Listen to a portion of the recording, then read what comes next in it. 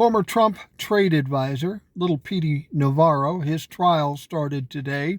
They seated the jury. Opening arguments are tomorrow. Now, you'll probably remember Pete. Pete is the one that's screaming election fraud, and the J6 committee asked him for documents and to testify. He said, "No, I don't have to do that. I have executive privilege." Somebody should have told him that he needed to be president in order to have executive privilege. But he stood by that. He refused to testify, refused to turn over documents. So the January 6th committee referred him to the DOJ. The DOJ indicted him for contempt of Congress. And now he's ready to stand trial. Now, leading up to this, he's been doing nothing but crying and whining. "Oh, this is going to be so expensive. I'm right. I should not have to go on trial. I have executive privilege." Well, Pete, you should have listened to some people because you were wrong. You are now going on trial. And this is going to be a quick trial. Everybody's suspecting that because it's very simple.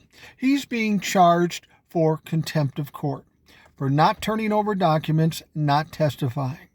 All you have to do is now ask, "Pete, did you turn over the documents?" "Nope." "Did you show up and testify?" "Nope." "Well, look at the time. You're fucking convicted, you dumb piece of shit."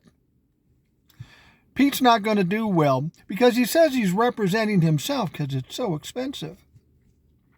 Well, if you saw him with Ari Melber on MSNBC describing the Green Bay sweep and all this shit, you know this fucker doesn't have a prayer representing himself. He's not a smart man. But here's what I'm really interested in. He's going to get convicted of this. He might get a little 1-year sentence, something like that. But if he was involved in the Green Bay sweep and the election fraud and trying to fuck with Congress, could it be that he's going to be one of the superseding indictments from Jack Smith regarding January 6th? I think he might.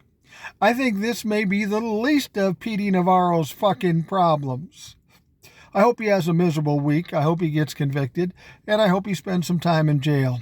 But I think the good stuff for Pete is yet to come.